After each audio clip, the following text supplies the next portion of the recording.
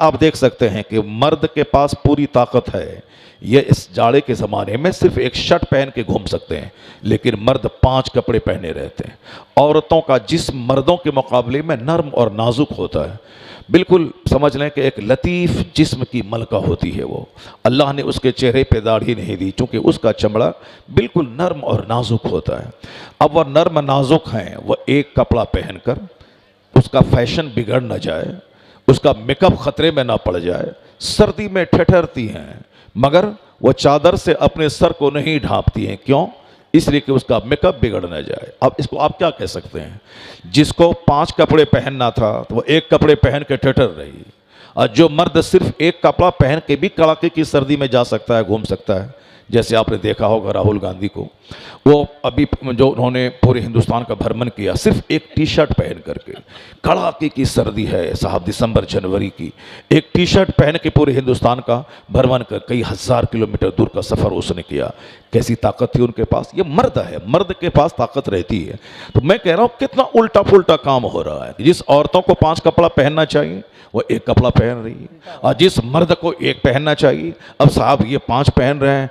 आखिर ज़माने में अक्लें छीन ली जाएंगी।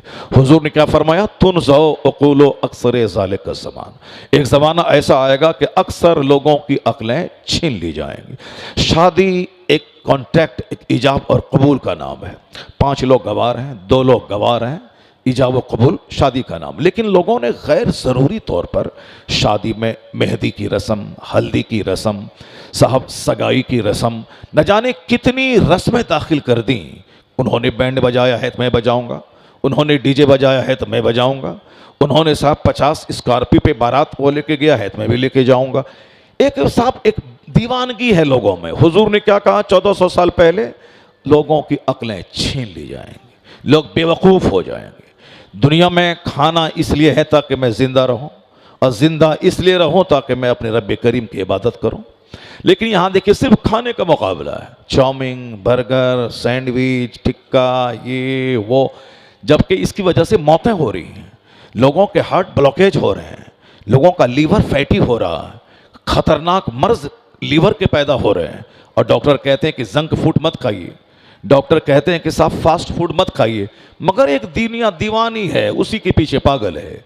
शाम हुई, सड़क के किनारे दुकान लगी, हज़ारों दीवाने जमा हो गए। क्या मतलब? वो खाना खा रहे हैं जिस खाना खाने के बाद वो सेहतमंद नहीं रहेंगे, जिस खाना खाने के बाद वो कैंसर को दावत देंगे, जिस खाना खाने के बाद वो साहब ब्लड प्रेशर हाई को दावत दे रहे हैं। कुछ भी हो, डॉक्टर झूठ बोलता है। खाओ, पहले ज़िंदगी मिली है खाने पीने के लिए। क्या कहा हुजूर ने? आखिर ज़माने में लोगों की अक्लें छीन ली जाएंगी। जो कुछ आज देख रहे हैं वो बहुत अच्छा नहीं हो रहा है, वो सब वही हो रहा है जो सरकार ने आखिरी ज़माने की पहचान और अलामत अपने बयान की है। ज़िनाकारी आज बिल्कुल सस्ती हो गई। आदमी 10 रुपये में ज़िना कर रहा है, एक डब्बे मिठाई में ज़िना कर रहा है, लेकिन शादी में 1 करोड़ रुपए लगेंगे। जबकि हुजूर ने शादी को इतना सिंपल बनाया था कि सिर्फ 2 गवाह के सामने ईजाब कबूल हो जाए, भीड़ लगाने की ज़रूरत नहीं है। रात में निकाह तय हो, रात में ईजाब कबूल हो जाए।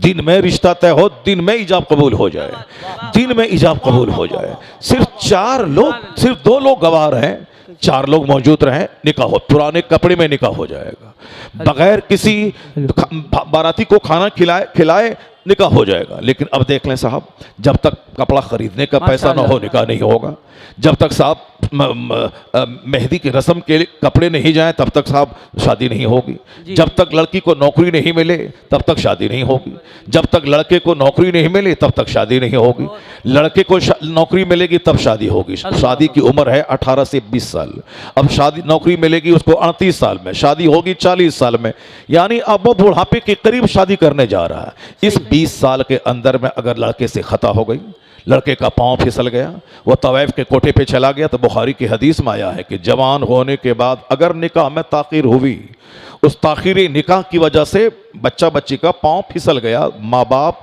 उस जुर्म में शरीक समझे जाएं। ज़ना करे लड़की मुजरिम हो बाप, ज़ना करे लड़का मुजरिम हो बाप, जुर्म क्या है? शादी में लेट करने का। जुर्म क्या है? शादी में ताखीर करने का। इसी जुर्म की वजह से आप उस गुनाह में शरीक समझे जाएंगे। ये बताइए, मुझको 40-45 साल में जब शादी होगी, 50 साल के बाद तो बुढ़ापा आ जाता है।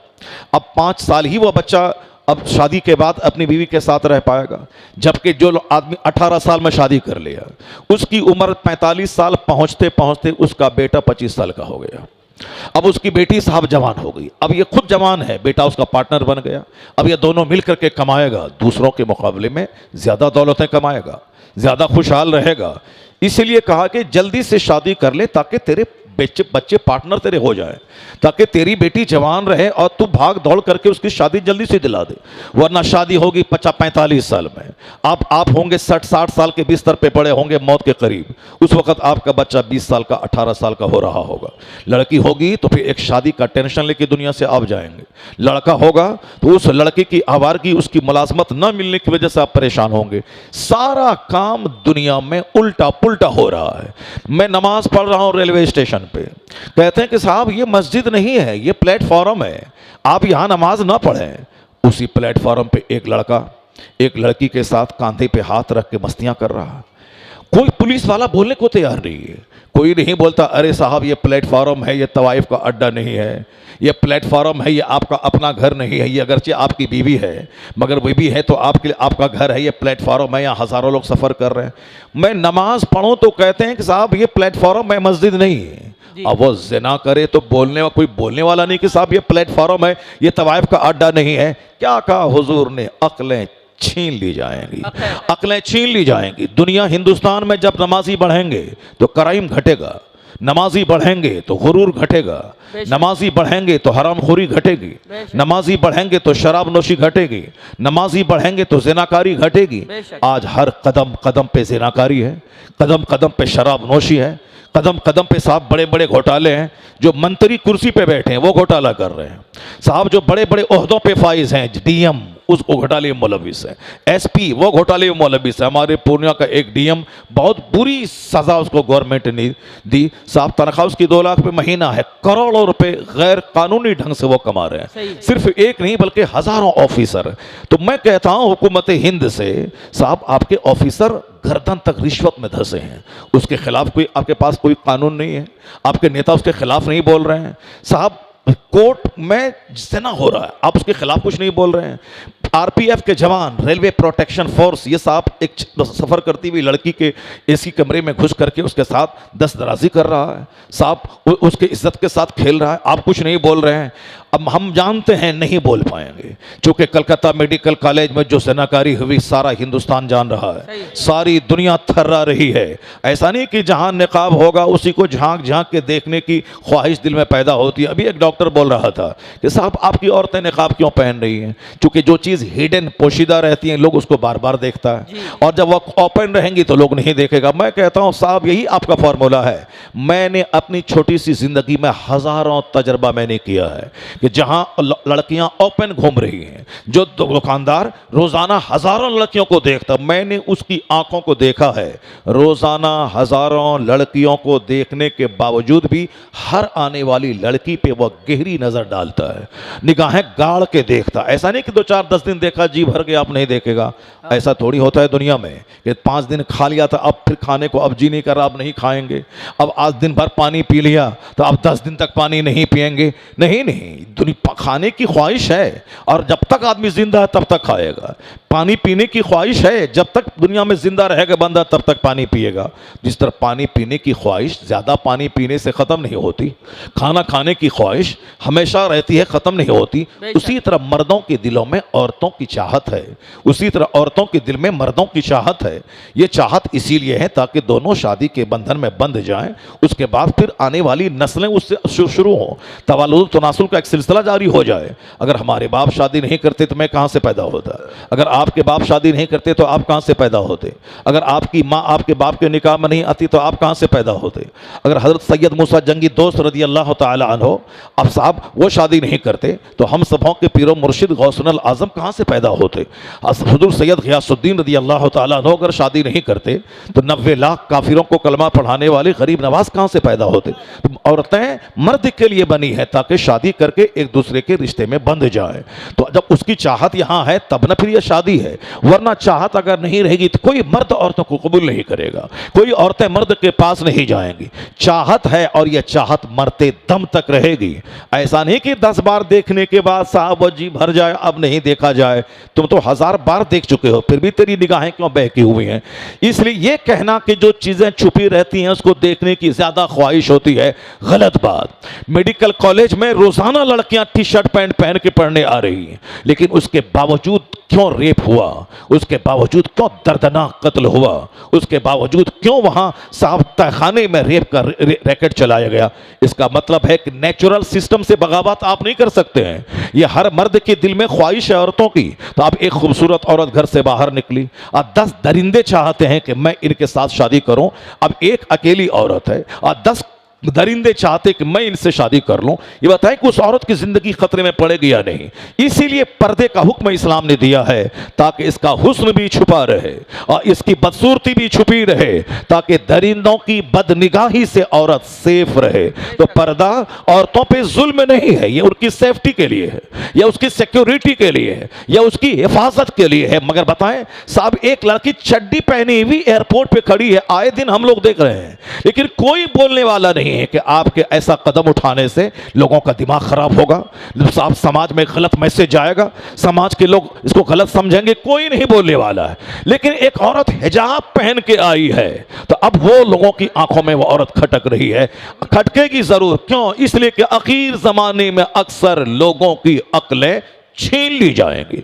इसलिए ये इसे आप तरक्की और डेवलपमेंट नहीं कहें कि डेवलपमेंट है साहब, चड्डी पे औरतें आ गई डेवलपमेंट है साहब, लोग शराब की बोतल लिए चल रहे हैं ये डेवलपमेंट है। अभी 4 दिन के बाद आप देखेंगे हिंदुस्तान के गोवा में समंदर के किनारे वो शराब की बोतलें होंगी साहब, नीम बरहाना मर्द औरतें सब सोए हुए होंगे। क्या 31st नाइट मना रहे हैं। आने वाला साल इस साल का आखिरी दिन है, अब आने वाला साल 1 जनवरी आ रहा, अब वो 31st नाइट मना रहे हैं। क्या कैसे मना रहे हैं? शराब पी के मना रहे हैं, जुआ खेल के मना रहे हैं और साहब अयाशी करके मना रहे हैं। उसे क्या खबर के हो सकता है कि 25 का पहला दिन उसके लिए मौत का पैगाम लेके आ रहा हो। बहुत सारी कश्तियां डूब गई जिस कश्तियों पे अयाशियां हो रही थी, बहुत सारे प्लेन क्रैश हो गए जिस पे शराब पी जा रही थी और बदकारी हो रही थी। दुनिया का खूबसूरत शहर पहाड़ पे जो आबाद है, काठमांडू नेपाल की राजधानी पहाड़ पे आबाद है। हम यहाँ गर्मी के ज़माने में जलते हैं और वहाँ लोग कंबल ओढ़ के सोते हैं। लेकिन होना ये चाहिए था कि जब अल्लाह ने नेमत दी है तो उस नेमत का शुक्र अदा करता बंदा, उस नेमत का शुक्र अदा करता। लेकिन हो क्या रहा है, उस सर्द जगह हिल स्टेशन पे बदकारियां हो रही हैं। समंदर के किनारे खुदा का कहरो जलाल याद करना चाहिए कि बंबई कैसे आबाद है समंदर के किनारे। अगर 10 हाथ पानी ऊपर हो गया तो सारा शहर समंदर की आगोश में समा जाएगा। अब वहां जाने के बाद लोगों को अल्लाह का डर पैदा होना चाहिए। या अल्लाह तू किस कदर कुदरत का मालिक है, किस कदर तू महान है कि बंबई जैसा शहर जहां हिंदुस्तान की आधी दौलत रहती है ये समंदर के किनारे आबाद है। समंदर के किनारे इतना खूबसूरत शहर आबाद है। तो अब अल्लाह रब्बुल इज्जत को सजदा करना चाहिए, समंदर की चंचल मौजों को देखकर अल्लाह को सजदा करना चाहिए। लेकिन हो क्या रहा है, उसी समंदर के किनारे बदकारी हो रही है, सारा काम उल्टा पुल्टा हो रहा है। क्या मतलब, लोगों की अक्लें छीन ली गई हैं। हिल स्टेशन पे सजदा होना चाहिए कि नीचे बदन जल रहा है, यहां बर्फ गिर रही है तो सजदा करना चाहिए। लेकिन लोग उसी सजदा के बजाय वहां बदकारी कर रहे हैं। समंदर के किनारे समंदर के जलाल को देखकर, कहर को देखकर अल्लाह के जलाल को याद करके सजदा करना चाहिए। अब वहां से नाकारी हो रही है। कश्मीर के डल झील में आप जाके देखें, श्रीनगर खूबसूरत शहर है हिंदुस्तान का और बीच शहर के बीचों बीच है डल झील। इतनी बड़ी झील पूरे हिंदुस्तान में कहीं नहीं है। अगरचे उदयपुर झीलों का शहर है, सिटी ऑफ लेक्स है उदयपुर, लेकिन वहां की झीलें भी डल झील के मुकाबले में कुछ नहीं। अब वह झील देखने के बाद आंखें ठंडी होती है, झील देखने के बाद कलेजा ठंडा होता है, झील देखने के बाद तबीयत बाग बाग हो जाती है। तो जो श्रीनगर के उस झील के आसपास के लोगों को झील जैसी नेमत देख करके उसकी वजह सारा शहर ठंडा रहेगा। मई जून में भी झील की वजह से घरों में इसकी तरावट, इसकी साफ ठंडक महसूस होगी। लेकिन आप देख सकते हैं उसी झील में कश्तियां हैं, उन कश्तियों में क्या तमाशे हो रहे हैं सारा हिंदुस्तान जान रहा है। जो जगह सजदा करने की थी लोगों ने बदकारी का अड्डा बना दिया। कश्मीर में एक है निशाद बाग, एक है शालीमार बाग, शालीमार बाग, निशाद बाग। ये बहुत खूबसूरत गार्डन है। मैं जब वहां गया तो देखकर आश्चर्यचकित रह गया साहब, इतना खूबसूरत बाग। कश्मीर में गुलमर्ग है जहां लोगों ने अपने हाथ से पौधे नहीं लगाए हैं बल्कि कुदरती तौर पर ऐसे खूबसूरत पौधे लगे हुए हैं कि देखने के बाद तबीयत मस्त हो जाती है। इसीलिए कुछ लोगों ने कहते हुए उसको दुनिया की जन्नत कहा कश्मीर को। अब वो खूबसूरत शहर, वहां जाने के बाद फूलों की कतारें, सरों की लंबी कतारें और बिल्कुल तमाम हर तरह की फूलों की सजावट को देखने के बाद लोगों को मुसल्ला बिछा के सजदा करना चाहिए, कहना चाहिए इलाही जब दुनिया का ये शहर इतना खूबसूरत है और दुनिया का ये बाग इतना खूबसूरत है, इलाही जन्नत का बाग कितना खूबसूरत होगा, जन्नत का बाग कितना खूबसूरत होगा।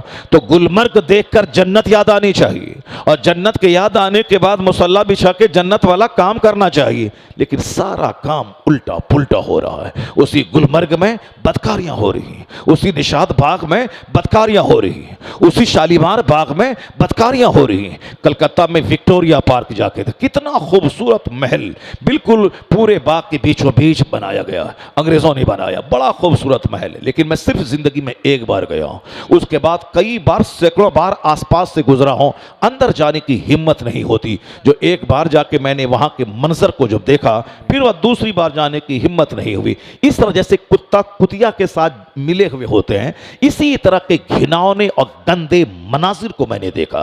जैसे रास्ता चलते, अब चलो कुत्ता है अकल नहीं है, कुतिया है अकल नहीं है, ये दोनों आपस में जुड़े हुए हैं मगर लोगों की तवज्जो नहीं, क्योंकि वह जानवर है। चलो ठीक है, जानवर है, जानवर के पास अकल नहीं है, वह इस तरह के मिले हुए हैं। जानवर है, वह जानवर है, कुत्ता है। लेकिन ये इंसान को क्या हो गया? ये इंसान साहब, विक्टोरिया पार्क चारों तरफ से सड़कें हैं, चारों तरफ से लोग फुटपाथ पे घूम रहे हैं, उसके बावजूद भी अंदर में साहब एक दरख्त के नीचे साहब उसी तरह मर्द औरत आपस में मिले हुए हैं जैसे जानवर एक दूसरे से मिला करते हैं। आप कहते हैं डेवलपमेंट है, क्या डेवलपमेंट है यार? दिल्ली पंजाब में जाके दो पैसा कमा के बस ईंट जोड़ लिया, डेवलपमेंट है? एक बुलेट खरीद लिया, डेवलपमेंट है? एक छोटा सा घर बना लिया, डेवलपमेंट है? एक छोटी सी आल्टो खरीद ली, डेवलपमेंट है? यहां तो डेवलपमेंट के नाम पे विनाशकारी का एक तूफान आ गया है। ये डेवलपमेंट नहीं है, ये क्या है? डिसअपॉइंटमेंट है। ये डेवलपमेंट नहीं है, तनज़ुली है, ये तबाही है। दुनिया क़यामत के करीब आ रही है। जब देखो कोई महल बना रहा है, ये कभी मत बोलना कि डेवलपमेंट हो रही है, बल्कि ये कहना कि जो दौलतें ज्यादा नाजायज तरीके से जमा करेगा उसका हिसाब भी बहुत ज्यादा होगा। ये आग के करीब जा रहा है। ये 4 लेन की सड़कें ये बता रही हैं कि दुनिया विनाश के करीब जा रही है। या 150 मंजिला मकान ये बता रहा है कि दुनिया विनाश के करीब जा रही है।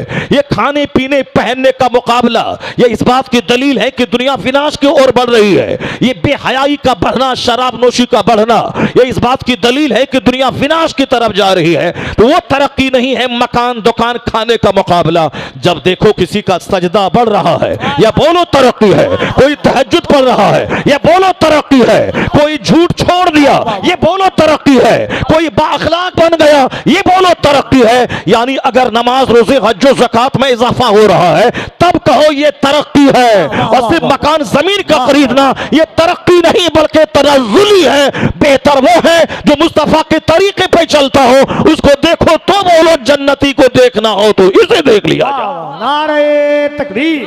तरक्की कपड़े का मुकाबला नहीं, तरक्की मकान की तामीर में, तरक्की किरदार की तरक्की। पहले शराबी था अब नमाजी हो गया, ये तरक्की है। पहले दाढ़ी मूंढता था अब दाढ़ी रख रहा है, ये तरक्की है। पहले बेनमाजी था अब नमाजी हो गया, ये तरक्की है।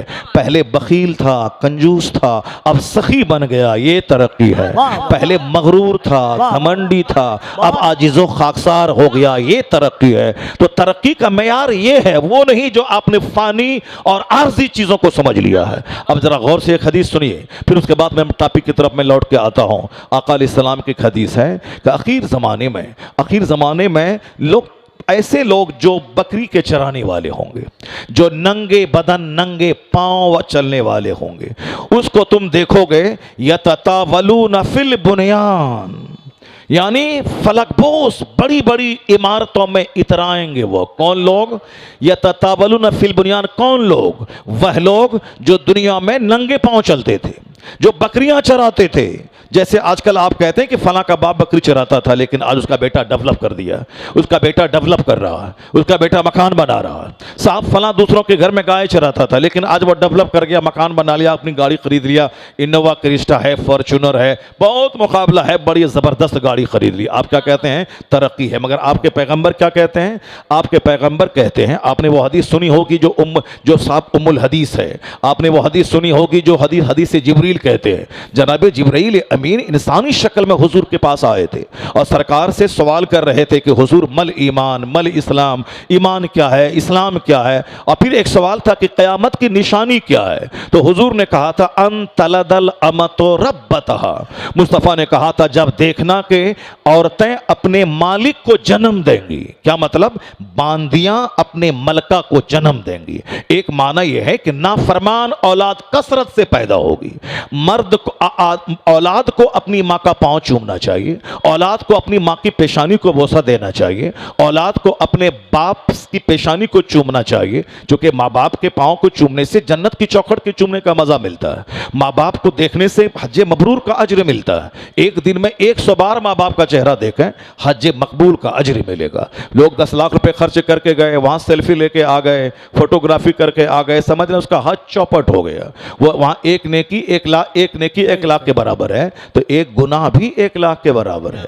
वह लोग अपनी खैर मनाए, जो उम्रा के लिए गए हैं अब वहां से पोस्ट भेज रहे हैं, वहां से सेल्फी भेज रहे हैं, वहां से फेसबुक पे अपनी तस्वीरें शेयर कर रहे हैं। पता नहीं क्या दिमाग चौपट हो गया, उल्टा पुल्टा सारा काम हो रहा है। अब जबकि वो यही आके बोलते हैं, क्या बोलते हैं कि साहब अदब का हेस्त ज़ेरे आसमां अज़ अर्श नाजुक तर, नफस गुम कर दामी आयत जुने दो बायजीद ईजा। यानी हुजूर का दरबार वो मुक़द्दस दरबार है जहां 1,40,000 फरिश्ते रोजाना आते हैं सलाम पेश करने के लिए, और जो चले गए दोबारा नहीं आएंगे। और फिर अदब के साथ हाजिरी देते हैं कौन? सैयदु ताइफा, जो औलिया सालिहीन के गिरोह के सरदार है जुनैद बगदादी। वह सांस रोक कर हाजिरी देते हैं ताकि सांस चलने की आवाज भी हुजूर के कान तक न पहुंचे। ये अदब की जगह है जहां जुनैद जैसे बुजुर्ग, बायजीद बुस्तामी जैसे बुजुर्ग सांस रोक के हाजिरी देते हैं और ये वहां से सेल्फी शेयर कर रहे हैं। इसलिए आज तो सरकार ताजुल शरिया की बड़ी याद आती है कि हुजूर कुछ दिन और आप बाहयात रह गए होते ताकि खुराफात खत्म हो गया होता, लेकिन आप चाहे पर्दा फरमा गए हैं लेकिन आपके गुलाम हाजिर हैं। लोग माने या नहीं माने, मगर जो हराम है उसको बोला जाएगा। लोग माने या ना माने, जो गलत है उसको गलत कहा जाएगा।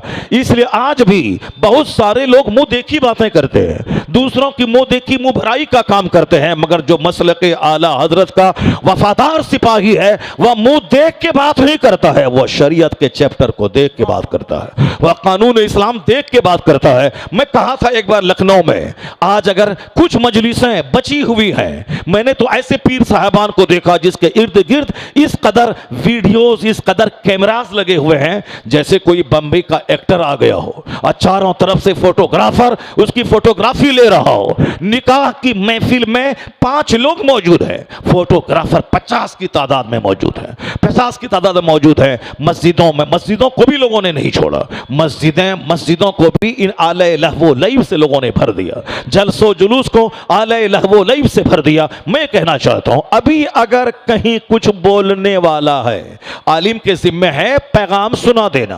किसी की गर्दन में चादर डाल के मस्जिद घुसाना या न किसी नबी पे फर्ज था न किसी नबी के गुलाम आलिम पे फर्ज है। अंबिया कराम भी सिर्फ अल्लाह का पैगाम सुना देते थे, बाकी उसी करोड़ों में से दो चार लोग खींच के ईमान लाते थे, कलमा पढ़ते थे। और यही काम अंबिया के वारिसीन नाइबीन पर है कि आप अच्छे अंदाज में कुरान पढ़ के सुना दें, मुस्तफ़ा की हदीस पढ़ के सुना दें, लोगों को इस्लाम का कानून बता दें। बस इतना ही आपका काम है। वमा अलैना इल्लल बलाग, यानी हमारे ऊपर में सिर्फ पहुंचा देना, यही है। इस किसी की गर्दन पकड़ के, किसी का कैमरा तोड़ करके उसको कहना खबरदार ये हराम है, भागो यहां से, ये हम पर जरूरी नहीं है। हम पर सिर्फ इतना है कि बता देना है कि ये गलत है, बता देना है ये हराम है, बाकी इसके जिम्मेदार वो हैं। मैं कहूंगा नमाज पढ़ो, नमाज एक वक्त की छोड़ना हराम है। अब सामने वाला बंदा बोलेंगे अपनी पढ़ो, हम नहीं पढ़ेंगे, तुम क्या करेगा, तुम क्या करेगा, तो फिर हम कुछ नहीं कर सकते हैं। मैं कहूंगा साहब उम्रा क्यों शौक शौक की उम्रा कर रहा है, हज क्यों नहीं करता है? हज फर्ज है, उम्रा फर्ज नहीं है। अब हज फर्ज अदा हो गया, ये 50 बार उम्रा क्यों कर रहा है? उम्रा में जो 1 लाख रुपए खर्च होते हैं, उस 1 लाख रुपए से किसी गरीब को दे दे, गरीब की बेटी की शादी करा दे, किसी बीमार का इलाज करवा दे, 50 उम्रा में वो सवाब नहीं मिलेगा जो एक बंदे मोमिन की बीमारी के इलाज कराने में मिल जाएगा। क्योंकि मर्द मोमिन की ज़रूरतें पूरी करना, उसकी हाजत रवाई करना, मुश्किल कुशाई करना, ये बहुत बड़ा काम है। 10 साल के एतकाफ से बेहतर है एक मुसलमान के काम आ जाना। इस्लाम ने जितना ज्यादा जोर अखलाक पे दिया है, नमाज, रोजे, हज, ज़कात, ये तो पिलर है जिस पर इस्लाम की इमारत खड़ी रहती है। लेकिन इस्लाम का हुस्न अखलाक है, इस्लाम की ब्यूटी अखलाक है कि कैसे मुझे समाज में रहना है, कैसे मुझे अपनी बीवी से डील करना है, कैसे मुझे अपने बच्चों से सलूक करना है, कैसे मुझे अपने पड़ोसियों से सलूक करना है, बहैसियत बीवी, बहैसियत शौहर, बहैसियत औलाद, बहैसियत वालिदैन, बहैसियत पड़ोसी, बहैसियत रिश्तेदार कैसे जीना है, बहैसियत हाकिम कैसे जीना है, और बहैसियत महकूम कैसे जीना है। ये सारी बातें, गाइडलाइंस हुजूर ने डिटेल्ड वे में खोल खोल कर बता दी है, साफ वाज़ेह तौर पर। यही वजह है कि हिंदुस्तान का एक हिंदू स्कॉलर, वो मुस्तफ़ा की सवाने का मुताला करने के बाद वो अपने ज़मीर के जज्बात को अल्फाज की शक्ल देते हुए कहा, all these magnificent roles in these departments of human activities he is अलाई के हीरो। वो कहते हैं कि दुनिया मोहम्मद अरबी को नहीं समझ पाई है। हुजूर ने जीवन के हर क्षेत्र में जो हमारी नेतृत्व की है, हमारी रहनुमाई की है, जो हमें मार्गदर्शन दिखलाया है, उसको देखने के बाद मैं कह सकता हूं इस रुए जमीन का एक लाजवाब इंसान, अब करी शख्सियत अगर कोई है तो मोहम्मद अरबी की जाते गिरामी है। यह डॉक्टर रामकृष्ण जो एक गैर मुस्लिम, एक हिंदू ब्राह्मण है, उन्होंने कहा है बेशुमार लुच्चे लफंगे कम पढ़े लिखे लोग मेरे पैगंबर के खिलाफ बोलते हैं, उसकी बातों को उस बातों पे कान नहीं धरना, उनकी बातों को खातिर में नहीं लाना। पढ़े लिखे लोगों ने जो नबी की तारीफ कह दी, जो अपना दिल निकाल के रख दिया है, उसको बयान कीजिए, उसको लोगों के सामने बयान कीजिए, दरो दीवार में उसको लिख दीजिए। अगर एक रामगिरी जैसा खबीस नबी को गाली दे रहा है, यहां 500 ऐसे ब्राह्मण हैं जो मुस्तफा की तारीफ में किताबें लिख दी हैं, तो हम इन तारीफ करने वालों की सुने, उस सलक छाप आदमी की सुने। हम इन पढ़े लिखे आदमी की बात माने कि मंदिर में घंटी बजा के हमारे पैगंबर को गाली देकर 2 रोटी खाने वाले उस रजील की बात समाप्त करें। इसलिए एक कौम मुस्लिम निगेटिव पहलू से हटकर पॉजिटिवली आप सोचा करें। हर पागल दीवाने की बात का जवाब नहीं होता, हर पागल दीवाने वैशी की बात का जवाब नहीं है। रास्ता चलते कोई रमेश अगर मेरे पैगंबर को गाली देता है, अब हम सारी एनर्जी निचोड़ दें उस पे? नहीं नहीं, पागल समझ के उसको छोड़ देना। ये पागल की बात थी, पागल हवाओं में सदाए बाज़गश्त समझ करके छोड़ देना है। अपना काम कर। जब पता चले कि लोग मेरे सरकार के खिलाफ बोल रहे हैं, मेरे महबूब के खिलाफ बोल रहे हैं, तो फौरी आप दुरूद का विर्द बढ़ा दें, आप जिक्र मुस्तफा बढ़ा दें, अज़मत मुस्तफा का बयान करना बढ़ा दें, सरकार दो जहां का चर्चा आम कर दें, अपने बाल बच्चों की गुट्ठी में मुस्तफा की मोहब्बत पिला दें, अपनी मस्जिदों की फसील से मुस्तफा पे दुरूद व सलाम को बढ़ा दें। वह 5 गाली देगा, 50,000 मस्जिदों से जब मुस्तफा पे दुरूद व सलाम की सदाएं बुलंद होंगी, इन खबीसों की आवाजें दब जाएंगी। हर तरफ वही शोर होगा जो सरकार आला हजरत ने आज से 70 साल पहले कहा था। सरकार, कौन आपका नाम हटा पाएगा? अर्श पे ताजा छेड़छाड़, फर्श पे तुरफा धूमधाम, कान जिधर लगाए तेरी ही दास्तान है, कान जिधर लगाए तेरी ही दास्तान है। तो एक मर्द मोमिन की हैसियत से जब पता चले किसी खबीस ने भी को गाली दी है, रोजाना 1000 1000 बार दुरूद पढ़ना वजीफा बना लीजिए। जब पता चला किसी ने हमारे पैगंबर की तौहीन की है, अपने बाल बच्चों को चाहे तो फिजिक्स, केमिस्ट्री, बायोलॉजी कुछ भी पढ़े, उन पर लाजिम करार दे दें कि रोजाना आधा घंटा आका अलैहिस्सलाम की जिंदगी का मुताला करना है, हयात तैयबा का मुताला करना है, और बता देना है कि सरकार दो जहां का नाम घटने वाला नहीं है, और फिर हर आने वाला दिन मुस्तफा के नाम का इतना चर्चा दुनिया में होता जाएगा कि नहीं सुना आपने, एक खबीस मरदूद ने कहा था आका अलैहिस्सलाम के बेटे का इंतकाल हो गया, बेटे का इंतकाल हो गया, तो कुछ कुफारो मुशरिकीन ने क्या कहना शुरू किया, अब इनकी आखिरी औलाद, इनका बेटा इंतकाल कर गया, अब इनका नाम लेने वाला कोई नहीं रह जाएगा। क्या कहा उन्होंने, इनका नाम लेने वाला कोई नहीं रह जाएगा, जब तक ये मोहम्मद अरबी हैं तब तक 2 4 10 50 मानने वालों की भीड़ जमा है, लेकिन अब चूंकि हर बाप के मिशन को लेके आगे औलाद बढ़ती है, इनके पास बेटा ही नहीं रहा, तो अब इनके मिशन को लेके आगे कौन बढ़ेगा, कौन इनके मिशन को लेके आगे बढ़ेगा। कहा कि मोहम्मद अरबी अबतर हो गए, यानी इनकी नस्ल कट गई, इनका बेटा मर गया, अब कोई इनका चर्चा करने वाला नहीं रहेगा। क्या कहा, ये अबतर हो गए, इनकी नस्ल कट गई, इनका बेटा था जो बेटा अपने बाप के मिशन को लेके आगे बढ़ता, बेटा ही नहीं रहा, तो अब इनका नाम लेने वाला कोई नहीं रह जाएगा। सरकारे दो जहां अलैहिस्सलाम के कान तक जब यह बात पहुंची तो आका अलैहिस्सलाम मायूस हो गए, और हुजूर का यही तो अब तुर्रे इम्तियाज यही रहा, सरकार की आदत हसना यही रही कि जो भी हुजूर को गाली देता, हुजूर अपनी तरफ से कोई सफाई पेश नहीं करते थे।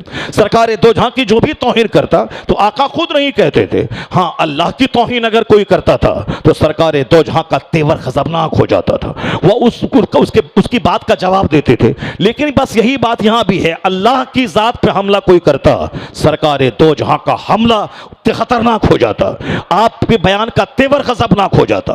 लेकिन जब हुजूर की शान में कोई गुस्ताखी करता था तो फिर फरमाने इलाही का तेवर गजबनाक हो जाता था।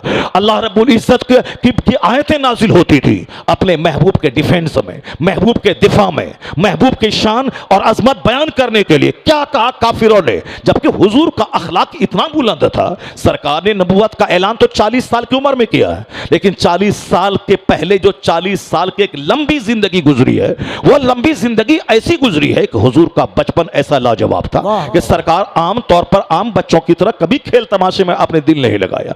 बचपन बिल्कुल उम्दा था, बचपन बिल्कुल अदब से बिल्कुल ममलू था। फरमाते हैं कि हुजूर ने कि 2 बार मेरे दिल में खेल की ख्वाहिश पैदा हुई और हमारे बचपन के साथियों ने कहा कि चलो एक बाजार में कहानी की एक महफिल सजी है, जरा जाके देख ले। आका फरमाते हैं कि मैं चला, रास्ते में एक जगह इतनी गहरी नींद मुझको आ गई कि मैं सो गया, और जब मैं सो गया उस वक्त जगा जब सूरज की धूप मेरे जिस्म पे पड़ने लगी, गर्मी महसूस हुई, तब मैं उठा। क्या मतलब, हुजूर अपने बचपन के साथियों के कहने के मुताबिक बचपन में आपकी उम्र 5 साल 6 साल 7 साल है, उस वक्त में आप एक बार गए, मगर अल्लाह रब्बुल इज्जत ने गवारा नहीं किया कि मेरा महबूब ये दुनियावी महफिलों में शरीक हो जो 40 साल की उम्र के बाद नबूवत का ऐलान करने वाले हैं, उनका बचपन भी किसी तरह खेल तमाशे से भरा हो, अल्लाह को गवारा नहीं हुआ, इसीलिए जबरदस्त नींद मुसल्लत कर दी, रास्ते ही में सो गए। जब धूप निकली, जब बदन को गर्मी लगी, उठे, फिर आप चले गए। फिर एक बार और ऐसा हुआ, उस बार भी ऐसा, इतनी जबरदस्त नींद आई कि आप सो गए।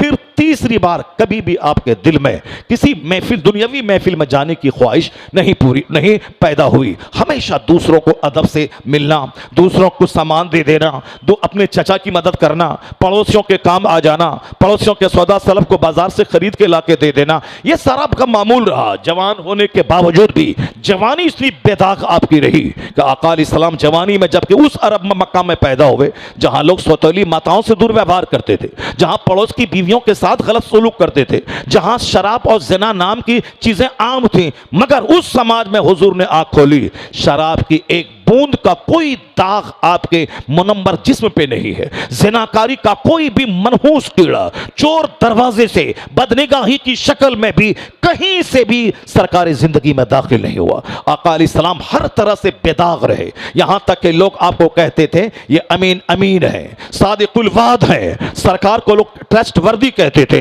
हुजूर का बचपन, हुजूर की जवानी बिल्कुल बेदाग थी। सरकार बाजार जाते थे, अगर पड़ोस का कोई आदमी बाहर चला गया, उनकी बकरी का दूहने वाला कोई नहीं है। आका अलैहिस्सलाम उनकी बकरियां दूह देते थे। अगर कोई बाहर चला गया, उनके घर का सौदा सलफ लाने वाला कोई नहीं है, तो आका बाजार जाने से पहले अपने पड़ोस में लोगों से कहते थे किसी को कोई हाजत तो नहीं है, सरकार जाते बाजार से उनकी सब्जियां लाके देते। इस तरह से हुजूर का बचपन, हुजूर की जवानी सब बिल्कुल मैचलेस, इनकंपेरेबल। यहां तक कि सरकार दो जहां अलैहिस्सलाम ने नबूवत का जब ऐलान फरमाया, उसके बाद भी आपने हुस्न सुलूक नहीं छोड़ा। लोग गालियां दे रहे हैं, आप उसका जवाब नहीं दे रहे हैं। लोग तरह तरह की बातें कर रहे हैं, आप जवाब नहीं दे रहे। कभी पंचायती नहीं की हुजूर ने कि तुम मेरी राह में कांटे क्यों बिछाते हो, तुम मेरी गर्दन में चादर क्यों डालते हो, तुम हमारी पीठ पर ऊंट की ओझड़ी क्यों डाल रहे हो, तुम हमें लहू लहान क्यों कर रहे हो। कभी हुजूर ने, चूंकि हुजूर का पैदाइशी वतन मक्का था, आपके खानदान के लोग वहां मौजूद थे, आप खानदान कुरैश में आपका खानदान सबसे लाजवाब, आपके माँ बाप की छवि सबसे लाजवाब। अल्लाह ने हर एतबार से लाजवाब महबूब को बनाया है। पूरी दुनिया में सबसे लाजवाब खित्ता अरब का है, अल्लाह ने महबूब के लिए अरब को चुना। अरब में सबसे ज्यादा लाजवाब खित्ता वह उम्मुल कुरा मक्के का है, अल्लाह ने अपने महबूब के मक्का को चुना। पूरे मक्के में जितने कबीले आबाद हैं, सब में लाजवाब कबीला कबीला कुरैश है। हुजूर ने, अल्लाह ने अपने महबूब के लिए खानदान कुरैश को चुना। कुरैश में जितने भी ब्रांचें, जितनी भी शाखा है, सारी शाखों में अब्दुल मुत्तलिब की शाख सबसे लाजवाब, बहादुरी में, शुजाअत में, सखावत में। अल्लाह ने अपने महबूब के लिए दादा की सूरत में अब्दुल मुत्तलिब को चुना। अब्दुल मुत्तलिब के बहुत सारे बेटे थे, उन बेटों में सबसे ज्यादा बाहया, सबसे ज्यादा बहादुर, सबसे ज्यादा बाअखलाक, सबसे ज्यादा मुहज्जब, जो खूबसूरत तरीन बेटा था वो जनाब अब्दुल्ला था। तो अल्लाह ने अपने महबूब के बाप के लिए हजरत अब्दुल्ला का इंतखाब किया। इसका मतलब जमीन के एतबार से, खानदान के एतबार से, मां के एतबार से, बाप के एतबार से, दादा के एतबार से, सबसे ज्यादा दादी हाल, नानी हाल के एतबार से हुजूर को अल्लाह ने लाजवाब बनाया है। इसलिए जनाब जिब्राइल अमीन ने एक बार हुजूर से कहा था, कल्लब्तु मशारिक़ल अर्द व मगारिबहा, हुजूर मैंने जमीन को उलट पुलट के देख लिया, मशरिक और मगरिब को खंगाल दिया, आपसे अफजल मैंने किसी को नहीं पाया। इसी हदीस जिब्राइल अमीन के कौल को आला हजरत कोट करते हुए कभी कहा था, यही बोले सिदरा वाले, चमने जहां के थाले, सभी मैंने छान डाले, पर तेरे पाए का ना पाया। तुझे यक न यक बनाया, तुझे हमद है खुदाया। सरकार का हुस्न ऐसा लाजवाब था। हजरत अनस 10 साल तक मुस्तफा के पास रहे। वो क्या बयान करते, वमा मसस्तु दीबाजतन और हरीरन अलयना मिन कफ रसूलिल्लाह। हम लोगों ने मुस्तफा को नहीं देखा है, हम लोगों ने हदीस में मुस्तफा का हुलिया पढ़ा है, सरकार दो जहां के चेहरे अक़दस को मैंने पढ़ा है। लेकिन जिसने हुजूर को देखा है, उनका स्टेटमेंट देखिए, जनाब अनस 10 साल तक सरकार दो जहां को देखा।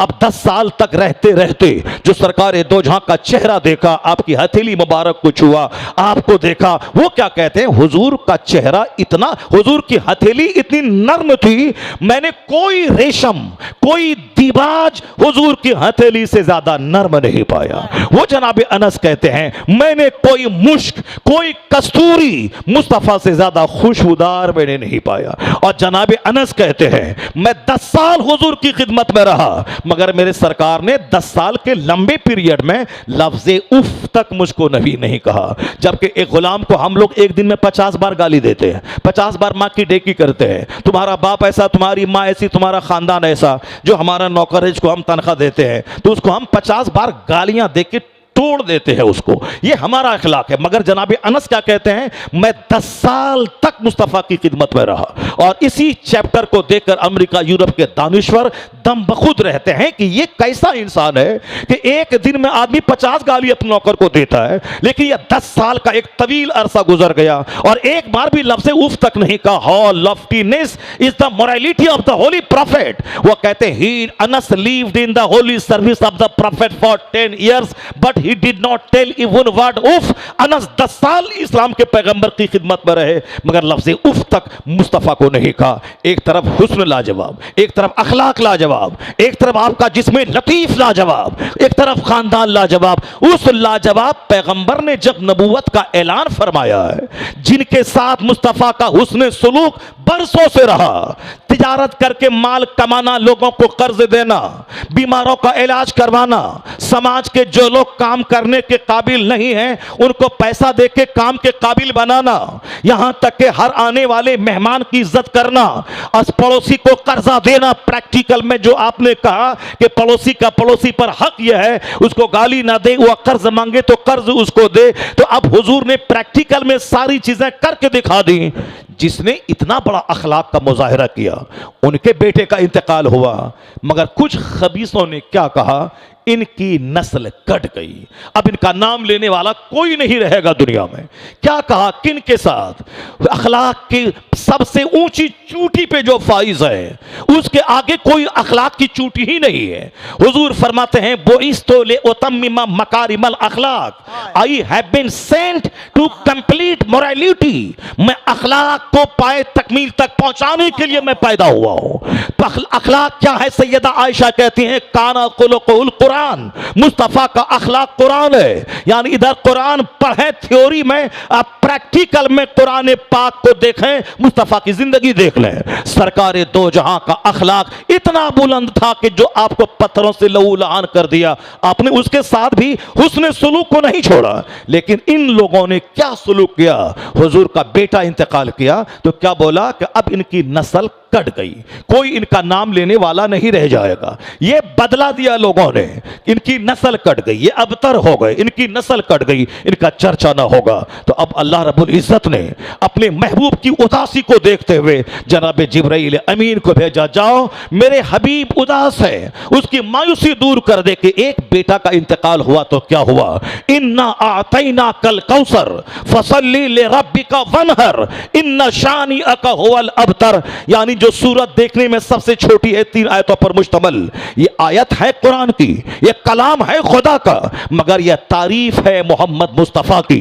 सरकार की अजमत इस तरह बयान कर रही है आयत करीमा कि इन्ना आतैना कल कौसर। अल्लाह ने कहा, ए हबीब आप गमगीन क्यों है, आप मायूस क्यों है? इन लोगों ने कहा कि आपकी नस्ल कट गई, आप अबतर हो गए, आपका नाम लेने वाला अब कोई नहीं रह जाएगा। हमने आपको खैर कसीर अता फरमाया, ऐसा खैर जो कभी खत्म न होने वाला है, ऐसी भलाई जिसका सिलसिला हमेशा दराज होता रहेगा।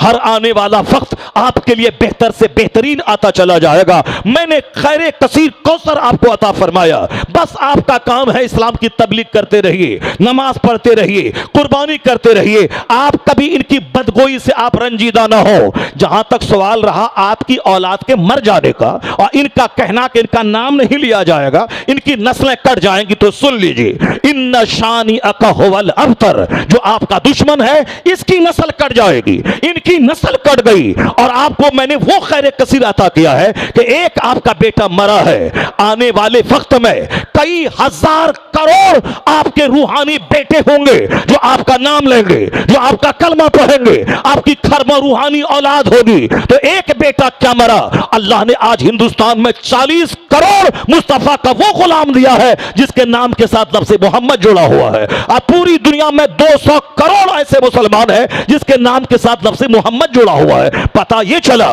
कि हर आने वाला वक्त मुस्तफा की अजमत का चर्चा होता जा रहा है, उनकी रूहानी नस्लें बढ़ती चली जा रही है। पहले 4 लोगों ने कलमा पढ़ा था, दुश्मन ने कहा कि हम मार देंगे, 4000 लोगों ने कलमा पढ़ लिया। फिर दुश्मनों ने कहा कि इनकी तादाद आगे बढ़ने नहीं देंगे, 4 लाख लोगों ने कलमा पढ़ लिया। दुश्मनों ने कहा मिटा देंगे, 4 करोड़ लोगों ने कलमा पढ़ा। दुश्मन ने कहा कि मैं इस्लाम को बढ़ने नहीं दूंगा, 400 करोड़ लोगों ने कलमा पढ़ लिया। और आज की तारीख में, आज से 100 साल पहले हिंदुस्तान में कुछ लोगों ने कहा था कि मुसलमानों को बढ़ने नहीं दूंगा, इनकी मस्जिदें, इनके मदरसों को मैं मिटा दूंगा। मगर आज अल्हम्दुलिल्लाह उसी हिंदुस्तान में कमोबेश 40 करोड़ कलमा पढ़ने वाले ऐसे हैं जिसके नाम के साथ लफ्ज़ मोहम्मद जुड़ा है। मोहम्मद अहमद, मोहम्मद समर, मोहम्मद कमर, मोहम्मद तौसीफ, ये कौन है? ये मोहम्मद अरबी की रूहानी औलाद, ये मोहम्मद अरबी के कलमा पढ़ने वाले उनके गुलाम है। तो एक को बेटा मरा था तो काफिरों ने मजाक उड़ाया, आपकी नस्ल कट गई। तो अल्लाह ने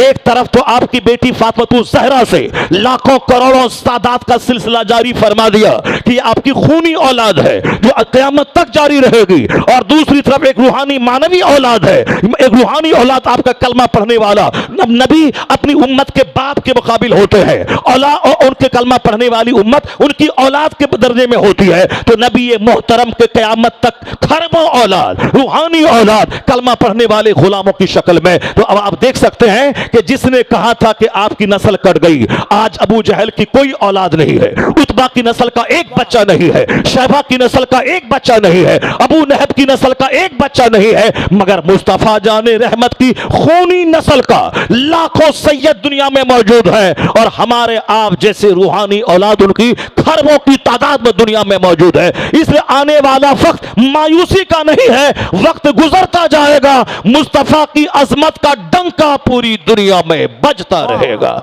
इन्ना आतैना कल कौसर फसल्ली लिरब्बिका वनहर इन्ना शानिअका हुवल अबतर।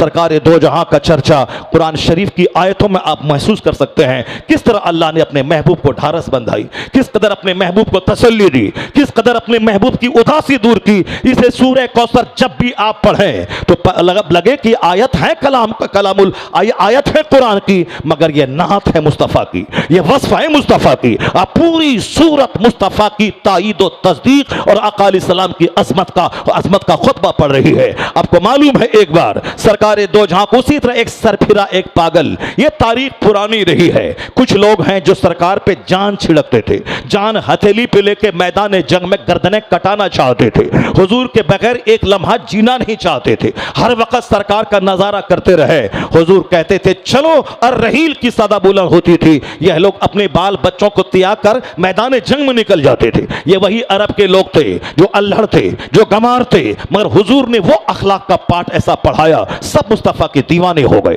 पूरा अरब अंदर से बाहर से बदल गया। तो सरकार दो जहां अलैहिस्सलाम की एक तरफ तारीफ करने वाली एक जबरदस्त टीम मौजूद है, वहीं एक खबीस था जो सरकार दो जहां को एक बार मजनू कह दिया था। सरकार दो जहां को कल भी मजनू कहा था, और आज भी कोई खबीस सरकार दो जहां को गाहे बगाहे आका अलैहिस्सलाम की शान घटाता हुआ कोई खबीस नजर आ रहा है, उसे दिल बर्दाश्ता होने की कोई जरूरत नहीं है। पूरा कुरान मुस्तफ़ा की तारीफ में भरा हुआ है। आला हजरत कहते हैं, ए रजा खुद साहिब कुरान है मद्दाह हुजूर, फिर तुझसे कब मुमकिन है मिदहत रसूलुल्लाह की। खबीस वलीद इब्ने मुगीरा ने हुजूर को मजनू कहा। सरकार दो जहां ने नहीं कहा कहे मरदूद मैं मजनू नहीं हूं, तुमने ऐसा क्यों कहा? नहीं, हुजूर ने कभी अपने ताल्लुक से कभी पंचायती ही नहीं की।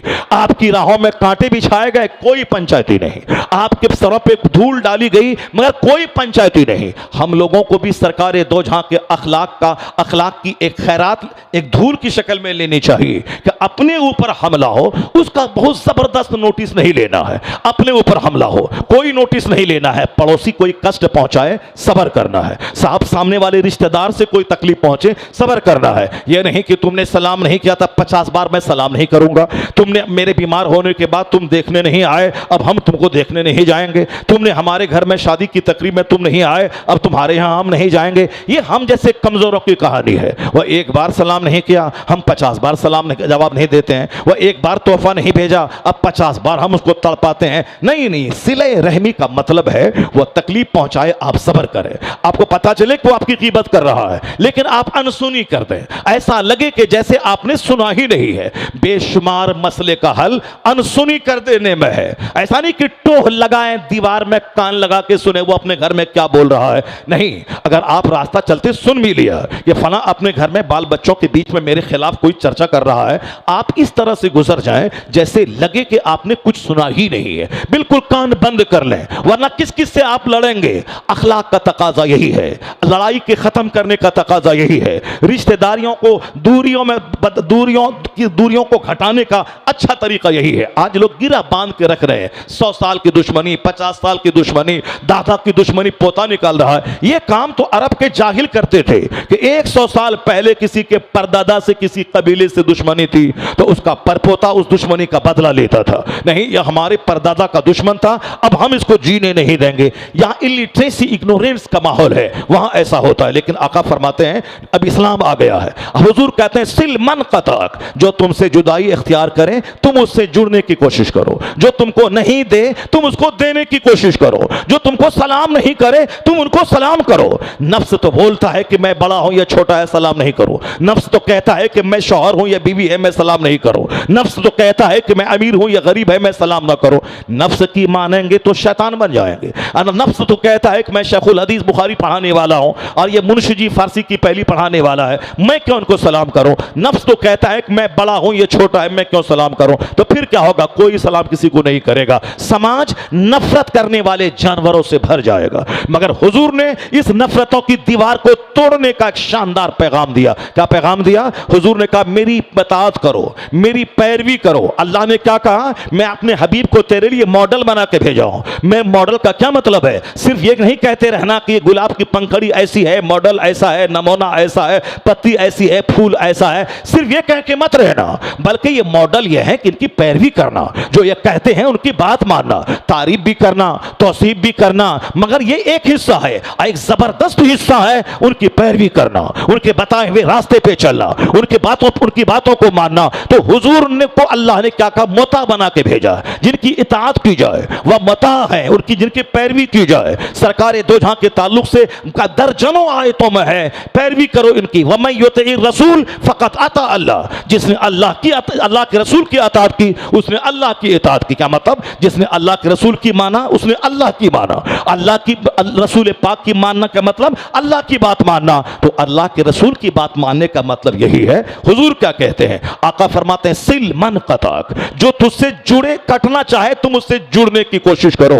तो आका फरमाते, आका हमारे लिए मॉडल है। तो जब लगे दिल में कि मैं शेखुल हदीस हूं या मुंशी जी है, लगे कि मैं अमीर हूं या गरीब है, लगे कि मैं शौहर हूं या बीवी है, मैं बड़ा हूं या छोटा है, कैसे सलाम करूं? नफ्स की मानेंगे तो फिर आप मगरूर हो जाएंगे। लेकिन जहां मुस्तफा को सामने ले आए कि मेरे पैगंबर आजम अपनी बीवी को सलाम करते थे, सरकार अपने छोटों को सलाम करते थे, सरकार सलाम में इस कदर पहल करते थे कि दूसरों को मौका नहीं मिलता था कि वो सलाम करे। तो नफ्स की मानेंगे तो दूरियां बढ़ेंगी, मुस्तफा की मानेंगे तो गुरूर छटेगा, खाकसारी बढ़ जाएगी, मोहब्बतें बढ़ जाएंगी, दूरियां घट जाएंगी। इसलिए हमेशा मुस्तफा को सामने रखा है। शादी ब्याह, अकीका, खतना, तीजा, 40वां, सब हर काम में नबी मोहतरम सामने रहे। नफ्स नहीं रहे, शैतान नहीं रहे, दुनिया नहीं रहे, रिश्तेदार नहीं रहे, फिल्मी कल्चर नहीं रहे, क्रिकेट का कल्चर नहीं रहे, हिंदुआना रस्मो रिवाज नहीं रहे। वो अपने बेटे का बर्थडे मनाया है तो हम भी मनाएंगे, नहीं नहीं, मुंह समाज को नहीं देखना है, मुंह नहीं देखना है। वो अपने बच्चे के बर्थडे पार्टी में कव्वाली मनाया है तो हम भी कव्वाल को बोला कि कव्वाली करवाएंगे। वो अपने बच्चे की पैदाइश पे किसी मीरासी, किसी पमरिया, किसी हिजड़ी की डांस करवाया है तो हम भी करवाएंगे। समाज को देखेंगे रुस्वा हो जाएंगे, समाज को देखेंगे जलील हो जाएंगे, फिल्म कल्चर को देखेंगे रुस्वा हो जाएंगे। मुस्तफा पे नजर रहे और अपना सारा काम हुजूर के फरमान की रोशनी में हो। जन्नत तो वहां मिलेगी, यहां राहते कल्ब मिलेगी, इत्मीनान कल्ब मिलेगा, यहां मोहब्बतें मिलेंगी, अदावतें घटेंगी, यहां फरहत भरी जिंदगी मिलेगी।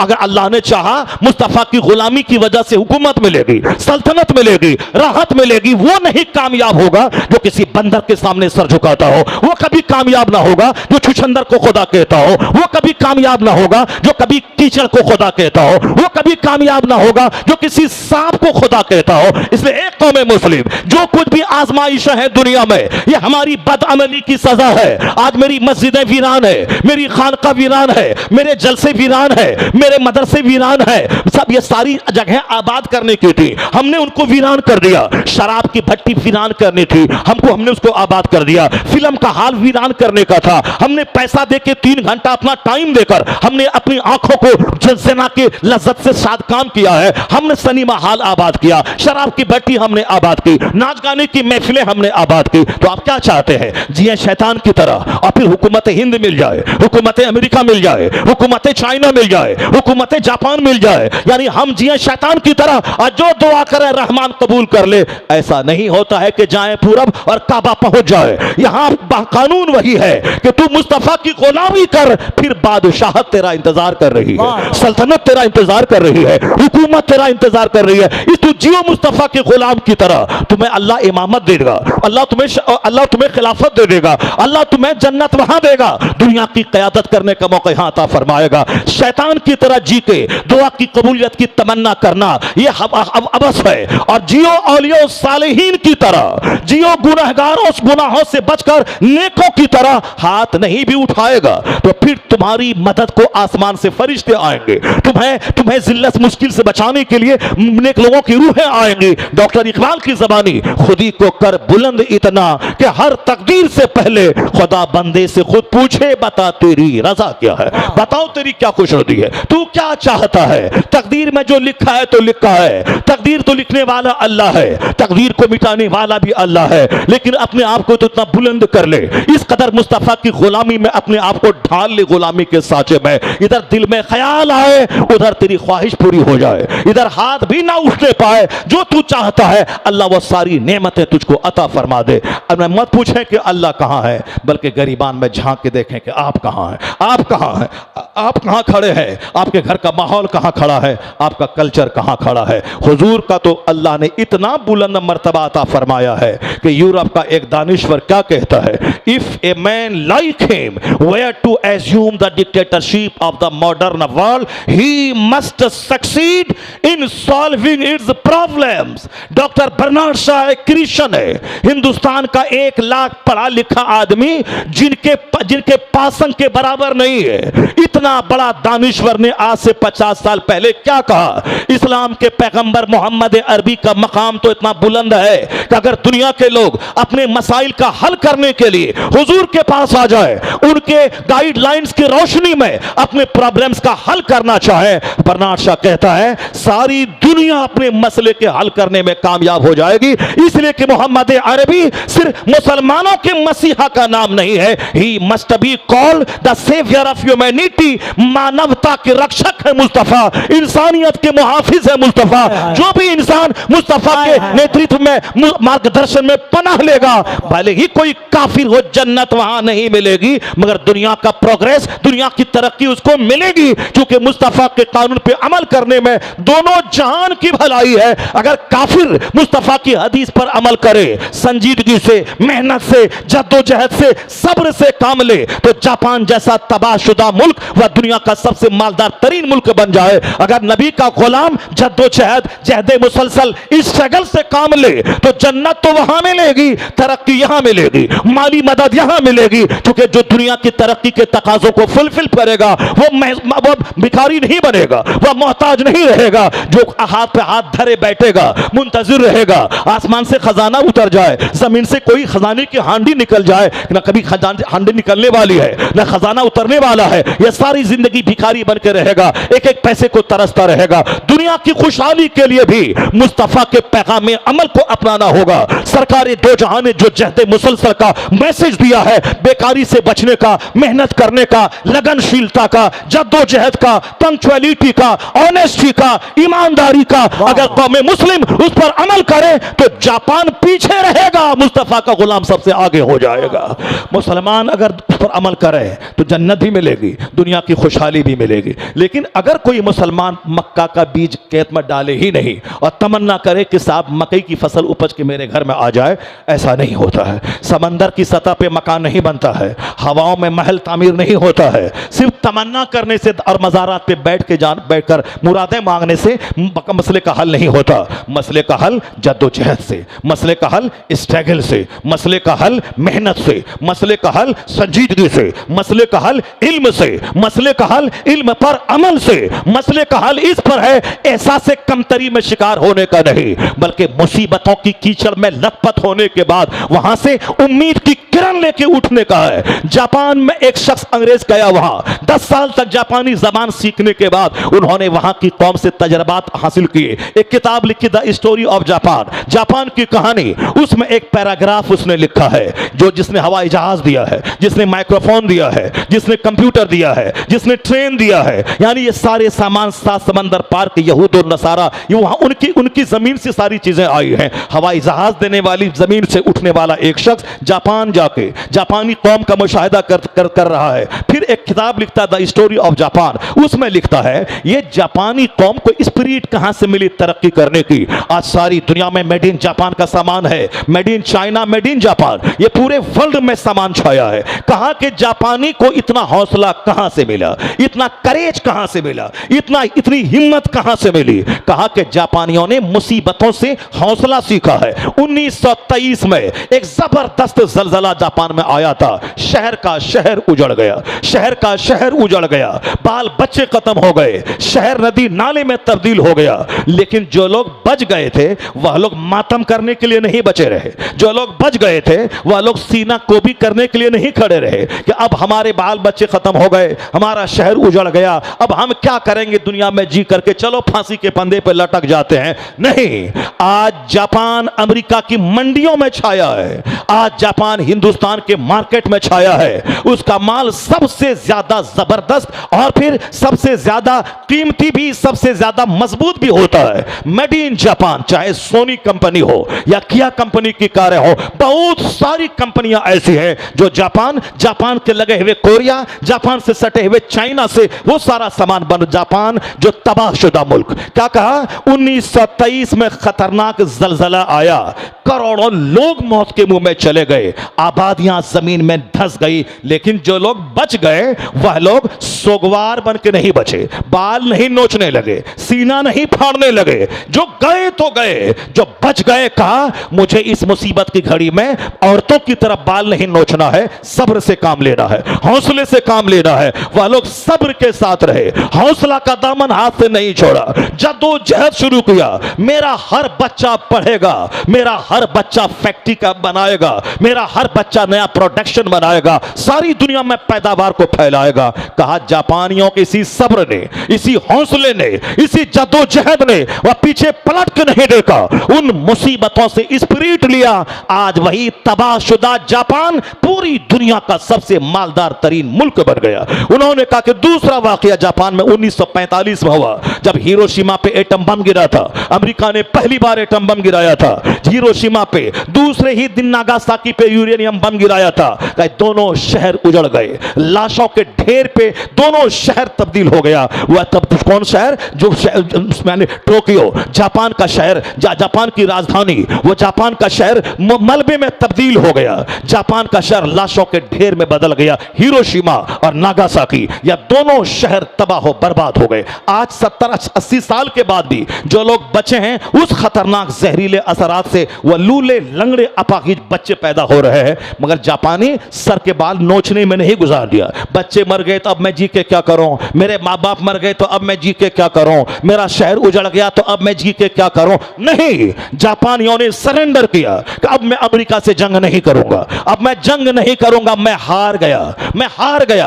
अब उन्होंने सारी एनर्जी, सारी ताकत उन्होंने पढ़ने में, लिखने में, सामान बनाने में, फैक्ट्री में लगा दी। आज दुनिया का सबसे खूबसूरत शहर, सौड़ी सड़कें, फलकपोश इमारतें, जबरदस्त फैक्ट्रियां, मजबूत सामान का प्रोडक्शन, सब में अव्वल नंबर पे जापान है। अब दुनिया के लोग वहां से सबक लेते हैं कि मुसीबतों में हौसला खोना नहीं चाहिए, मुसीबतों में नर्वस होना नहीं चाहिए। जापानी कौन से लोग सीख ले। एक हिंदुस्तानी मुसलमान, अगर आज मस्जिदें टूट गई तो क्या हुआ, मदरसे उजड़ गए तो क्या हुआ, अगर तुम्हारे इख्तियारात छीने जा रहे हैं तो क्या हुआ, तुम सब्र से काम लेना। तुम्हारे पैगंबर ने कहा है, तुम्हारे पैगंबर ने कहा है कि सब्र तुम्हारा हथियार है, इल्म तुम्हारा जेवर है, इल्म तुम्हारा हथियार है। अल्लाह सब्र करने वालों के साथ है। अल्लाह ने क्या कहा, ला तहज़न इन्नल्लाह माना, गम मत करो, अल्लाह तुम्हारे साथ है। हुजूर ने यह कहा था, हुजूर की यह बोली है, जब आप निकले अब मक्का मुकर्रमा से हिजरत की रात में और गारे सोर में गए, 3 दिन क़याम किया। जब मक्का के लोगों ने पीछा किया, इस कदर करीब पहुंच गए गार के, सिद्दीक अकबर कहने लगे, हुजूर अब क्या होगा, यह लोग तो इतना करीब पहुंच गए हैं कि निगाह सिर्फ नीची करें तो हम लोगों को देख लेंगे। यानी इस कदर बुलंदी पे पहुंच गए, हम गार में हैं, वह सिर्फ आंख नीची करें तो हम लोगों को देख लेंगे। अब क्या करें, सिद्दीक अकबर घबरा गए। मुस्तफ़ा ने क्या कहा, ला तहज़न इन्नल्लाह माना, गम मत करो अल्लाह हमारे साथ है, गम मत करो अल्लाह हमारे साथ है। फिर क्या हुआ, जब अल्लाह पर मजबूत एतमाद था तो अल्लाह ने कबूतर के जरिए, कबूतर के जरिए, अल्लाह ने जाली के जरिए उन काफिरों के दिल में बात डाल दी। यहां कोई गया होता या मकड़ी की जाली ना होती, कबूतर का अंडा ना होता, वह लोग वापस हो गए। अल्लाह पर मजबूत एतमाद बंदे को मुश्किलों से निकलने का रास्ता दे देता है, बंदों को मुश्किलों से निकलने का रास्ता देता है। इस संकट की घड़ी में न औरत की तरह सीना नोचना है, न सर के बाल नोचना है, न साहब काफिरों के रंग में रंग जाना है, न फिल्में देखना है, न अपने बाल बच्चों को डॉक्टर इंजीनियर बनाने के नशे में काफिर बना देना है। नहीं, इस संकट की घड़ी में मजबूती से अल्लाह पर यकीन रखना है, मुस्तफा की सुन्नतों की पैरवी करनी है, अपने बाल बच्चों की घुट्टी में मुस्तफा का इश्क पिला देना है। कहना है तुम्हारे पास जितनी तलवार है तू चला, तू बम गिरा, तेरा बम थक जाएगा मगर मेरे इश्क की दीवार टूट नहीं पाएगी। तुमने अगर इस्लाम मिटाने की ठान लिया है, अब हमने भी इस्लाम बचाने की ठान लिया है, अब हमने भी इस्लाम बचाने की ठान लिया है। ये वक्त नाचने का नहीं है, ये वक्त गाने का नहीं है, ये वक्त 1 करोड़ की शादी का नहीं है, ये वक्त हौसले का है, ये वक्त स्ट्रगल का है, ये वक्त जद्दोजहद का है, ये वक्त मुस्तफ़ा की सुन्नतों की पैरवी का है, ये वक्त मस्जिदों के आबाद करने का है, ये वक्त अजान की आवाज़ सुनने के बाद सोने का नहीं है, ये वक्त जागने का है। मुसीबतें तोड़ने नहीं आती हैं, मुसीबतें जगाने आती हैं, मुसीबतें हौसला देने आती हैं। तो मौजूदा मुसीबत को इन्फेरिटी कम्प्लेक्स का शिकार मत हो जाइए, मौजूदा मुसीबत को जागने का एक ज़रिया जापानी कौम इस्लाम का मुताला करके सब्र से आज तरक्की करी है। हमारे मज़हब में तो हर कदम कदम पे सब्र है, बहादुरी है, शुजाअत है, सखावत है, इल्म है, अमल है, क़नाअत है, तवक्कुल है, बेनियाज़ी है, मेहनत है, जज्बे शहादत है। ये सारी बातें हमारे यहाँ सारी क्वालिटी मौजूद हैं। अगर सरकार दो जहाँ की सच्ची मोहब्बत, सरकार दो जहाँ की तालीमात पे अमल हो, ये मुसीबतें भी ख़त्म हो जाएंगी। आंधी हमेशा रहती है क्या? तूफ़ान हमेशा रहता है क्या? न यह आंधी रहेगी, न यह तूफ़ान रहेगा, न यह मुसीबत रहेगी, कुछ नहीं रहेगा। मगर क्या रहेगा? कोई गुल बाकी रहेगा, नए चमन रह जाएगा, पर रसूलुल्लाह का दीने हसन रह जाएगा। अल्लाह तबारक व तआला हमको, आपको, सबों को अपने पैगंबर से सच्ची ग़ुलामी का सबूत देने की तौफ़ीक़ अता फ़रमाए। सरकार दो जहां की सुन्नतों पर अमल करते हुए अपनी ज़िंदगी में एक नई बहार लाने की तौफ़ीक़ अता फ़रमाए। आमीन व आखिर दावाना अल्हम्दुलिल्लाह।